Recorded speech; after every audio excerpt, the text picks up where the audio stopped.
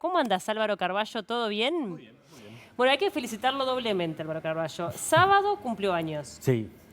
¿Cuánta gente cumple años el sábado en este canal? Muchísima. Bueno, estaba sacando cuenta, pero Gustavo Guisulfo, Cristal Latequi, Sí. Analía Analía. Moreno de maquillaje y Lorena Rodríguez de lo que le llamamos aquí adentro el Conrad. 4, ¿No? impresionante. Alguien más que si Bueno, faltó alguno avisen. Bueno, pero 4 es muchísimo Un para un montón, único en el día. mismo día, sí. Y bueno, y además fuiste premiado. Sí, Historias Propias, recibió un premio Morosoli, cosa que agradecí y vuelvo a agradecer ahora y que dije que era un mimo que Sí. comparto con, bueno, buena parte de los compañeros que están acá en este momento son los que también trabajan a la hora de hacer el programa. Nada, como un mimo muy lindo, ¿no? Qué lindo. Por el aporte cultural del programa, fue el rubro o la excusa para darnos un premio. Qué copado, un lindo mimo, una linda forma de terminar el cumpleaños también. Sí, obviamente. ¿Cuántas ediciones tiene Historias Propias? Porque Bueno, se ha ido reformulando. sí, en realidad podríamos decir que tuvo como tiene como dos tramos muy marcados, uno de entrevistas con personas anónimas y otro con personas más conocidas, pero en total van más de 300, deben ser cerca de 350 Sí, entrevistas sí. ya, unas cuantas. Unas cuantas, así que bueno, un lindo Fuiste premio. parte, además. Sí, yo fui Tu familia es parte. de las que tiene más personas Sí, que todos participaron fuimos. en el programa. Mi hermana y yo, Tu es hermana y verdad. tú, Es sí. verdad, pero bueno, la verdad felicitaciones. Muchas Muy gracias. contentos todos los compañeros del canal con este reconocimiento, muy merecido. Me muy di cuenta, merecido. vos, de una cosa, que es cierto eso que dicen, que en el momento te da miedo decir nombres, porque decís, seguro me olvido de alguien y es un garrón.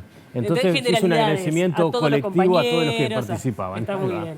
Bueno, ya vamos a estar hablando de qué tenemos esta noche en Historias Propias, pero siempre con una recomendación literaria. Sí. Me decías que bueno que al acto del obelisco no fuiste, eras No muy fui, pequeño. tenía 9 años. Claro. Tenía 9 años, no fui. Tengo un recuerdo muy vago de que se escuchara en casa por la radio, pero no tengo más que ese recuerdo vago. Sí me pasó años después, cuando trabajaba en Guambia, trabajar con Pepe Plá, el fotógrafo, y con Antonio Davesías, quien le puso el título de la foto. Y yo tengo un relato en términos de redacción, la Sí, cortita sí. con Pepe. Bueno, la posta, tenés la posta. Sí, pero sobre todo porque lo tengo contado de una manera muy informal con Pepe, que dice que él sacó esa foto porque era un cobarde. Él lo dice con otras palabras, o lo decía con otras palabras, pero que estuvo pensando los días previos de dónde podía sacar una foto que mostrara el acto sin ligarse a un palacio cuando empezaba la represión. Entonces se le ocurrió que había un edificio en el cual podía, si alguien le prestaba un balcón, sacar una foto, y bueno, y eso fue lo que logró, que le permitieran subir un balcón, sacar la foto. Dice que la sacó con muchísimo miedo porque veía en los balcones adyacentes y en la azotea del edificio que había una cantidad de tiras se le decía en aquella época, y se le sigue diciendo a los agentes de inteligencia, Sí. sacando fotos de las personas que habían ido al acto. Y que después de que sacó las 4 o 5 fotos, disparó nada más. Pensemos en época de rollos, de rollo fotográfico, no como ahora que es digital y entonces podían sacar 3 millones de fotos. Sacó 4, sacó el rollo y se lo guardó en un bolsillo pensando en que si le confiscaban la cámara no tuviera el rollo con la foto. Le puso un rollo de cualquier otra cosa adentro y arrancó, y él dice que quedó contento porque se pudo ir antes de que hubiera cualquier tipo de incidentes. La foto en la redacción no fue muy valorada. Porque en realidad, incluso si vos la mirás la foto, tiene tanta copa de árboles que parece que hubiera poca gente. Porque lo que se ve de público es ese serpenteo que hace la calle, claro. finito.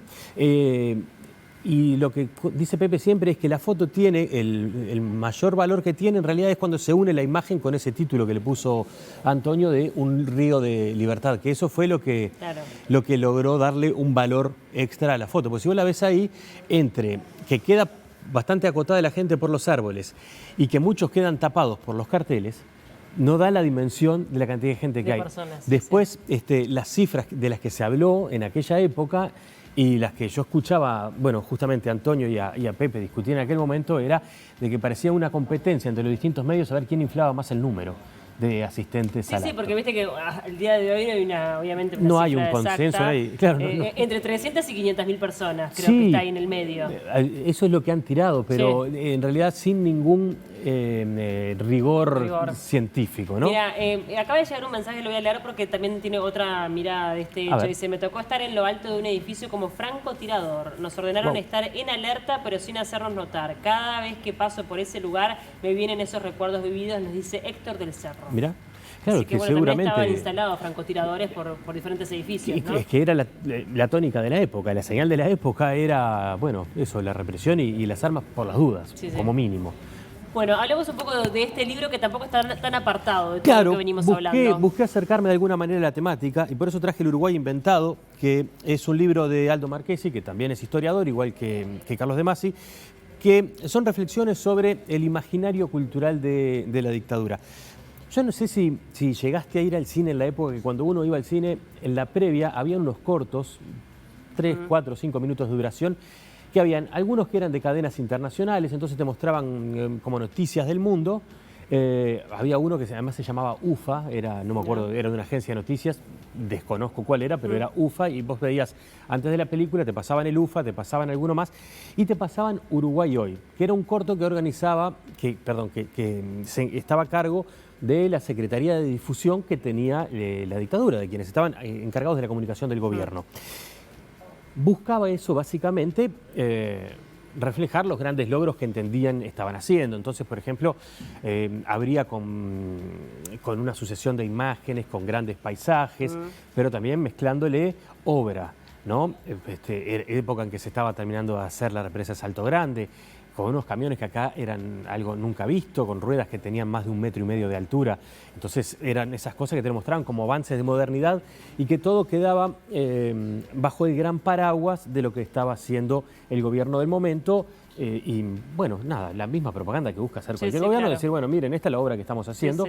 En aquel caso, lo que pasa es que buscaba reflejar de una cierta manera y que era un gobierno totalitario, ¿no? Era una dictadura y no era un gobierno democrático. O sea que no había nadie que pudiera salir después a rebatir lo que decían. Se enfocaba en estos cortos, que tenían eso, ya te digo, entre 4 o 5 minutos de duración, en temas de juventud, muchas veces, mostrando como una juventud que miraba el mundo de una manera distinta a la juventud guerrillera de principios de los 70. Mostraban el turismo como algo que empezaban a ver como una fuente de ingresos, mostraban mucho la obra que la dictadura estaba llevando adelante. Se mostraba también la construcción de los accesos de Montevideo, por ejemplo. En base a todo esto es que Aldo Marchesi empieza a hacer una serie de reflexiones, porque es bueno, a partir de cómo la dictadura se mostraba, él piensa, bueno, cómo la dictadura se imaginaba a sí misma y cuál era en su imaginario lo que la gente estaba percibiendo y lo que le querían hacer creer a la ciudadanía. Es interesante porque es una reflexión poco hecha. Estamos muy acostumbrados a entender los fundamentos políticos o a escuchar si eran respondiendo a fuerzas del exterior o no y demás. Y en este caso es analizar desde lo que buscaba comunicar el gobierno sin poner las caras de los generales de turno y lo que buscaba generar en el imaginario popular. Pensemos que en aquella época más el cine movía mucho más público que el día de hoy, ¿no? Era una fuente de entretenimiento con un peso específico muy distinto al que hay en la buscaba conformidad, ¿no? O sea, obviamente que lo que buscaba era mantenerse en el poder. Imagen y aprobación, claro. Es propaganda, en propaganda, definitiva. Exacto. Este libro además incluye un artículo que se llama Guerra o Terrorismo de Estado. Que esto es interesante porque son las reflexiones de un historiador como Aldo Marchesi sobre la idea o la teoría de los dos demonios, que es la que dice, bueno, hubo dos fuerzas que se enfrentaron, y la que habla del terrorismo de Estado, y es decir, un grupo de gente que por más que tuviera una motivación política, básicamente lo que estaban haciendo era actividad fuera de la ley, o sea que eran delincuencia, y el Estado que utiliza el aparato del Estado, que debería ser para defender a la población, como aparato de represión. Tiene todo un artículo entonces también en este libro, con categoría de ensayo en realidad, que reflexiona sobre eso.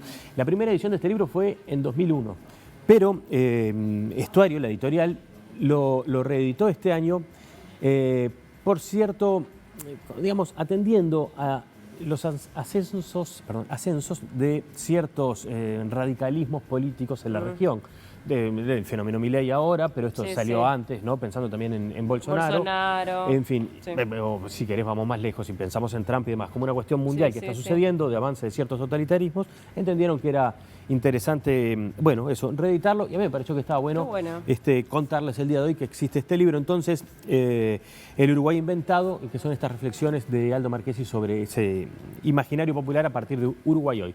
Los que son viejos como uno se acordarán de haber ido al cine y haberlo padecido, porque en realidad todos queríamos ver las películas, no queríamos ver ni el UFA, ni el Uruguay Hoy, ni nada, queríamos, y la película demoraba era también lo que te salvaba si estabas llegando tarde. Bueno, claro, porque sabías que tenías que tenías unos minutos de changüí. Está bueno. Eso también estaba. Bien interesante. Bueno, está disponible en todas las librerías del país. Absolutamente. En todas. Hoy de noche, historias propias. Hoy de noche está Luana. Fenómeno musical, sé que estuvo contigo, un fenómeno musical muy nuevo, muy actual, muy vigente, uruguayo, con algunas cosas que a mí me sorprendieron un montón cuando estuve investigando su vida y que ella las cuenta. Por ejemplo, que ella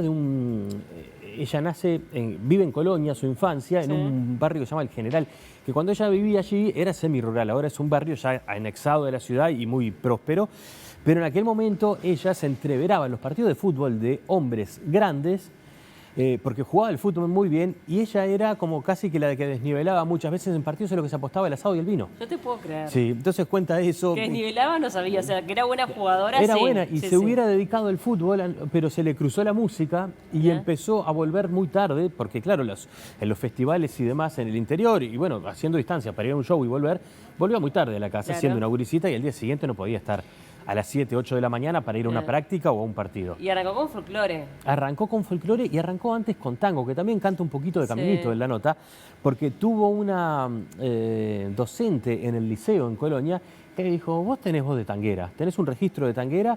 Y claro, ella empezó a cantar tango, dice, cantó tangos en un acto del liceo y que fue una locura los aplausos de los padres de sus compañeros. Claro. Los compañeros le decían, pero ¿por qué te aplauden así? Y yo decía, no sé, estuve cantando. Claro. ¿No? Igual, tiene voz de tanguera, pero tiene voz de rockera también. O sea, tiene voz de lo que quiera, en realidad. Es impresionante la ductilidad, porque, bueno, yo le mencionaba cuando estuvo acá lo de en un lugar un niño. La versión de siglo. La versión de siglo que hizo con Espuntero y Mendaro. Tiene una voz de rockera que mata. Sí. Bueno, hablamos un poco de rock y hablamos de algo que para ella fue una sorpresa. La primera vez que la invita 4 pesos de propina y después la invita No te va a gustar. No te va a gustar, y ve el pogo.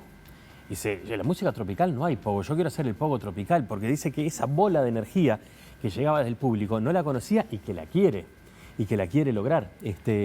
Nada, son también algunas pequeñas confesiones que se fue mandando, una charla que me resultó muy interesante y que además tiene una cosa para mí muy distinta con el perfil de muchos de los entrevistados del programa, es que es una gurisa re joven, tiene 22 años. Totalmente, pero tiene mucho carisma, ¿viste? Que tiene como una cosa muy espontánea. Y una gran voluntad de aprender, porque está teniendo, por ejemplo, que hacer es su propia manager, está estudiando administración para poder llevar adelante toda su carrera y ahora está armando el show para el 2 de diciembre en el Teatro de Verano. Sí, y dice, tengo 50 personas en mis hombros, me pesa. ¿No? Porque entiende las responsabilidades de otro lado. Y también cuenta, por ejemplo, que cuando era gurisa tenía un apodo que le había puesto su madre, que era la princesita de la plena. Sí. ¿Qué sucede? Se pelea con el manager que tenía en aquel momento y el manager se le queda, entre otras cosas, con ese nombre. Fue parte de lo que le hizo a ella pensar que tenía que estudiar y aprender a cómo llevar adelante su carrera. Así que bueno, hoy a las 9 de la noche. Bien interesante. Hoy exactamente a las 9 de la noche, historias propias con Luana, me encantó. Exacto. Gracias, Álvaro, como siempre. Pero, a ti. Un gusto recibir.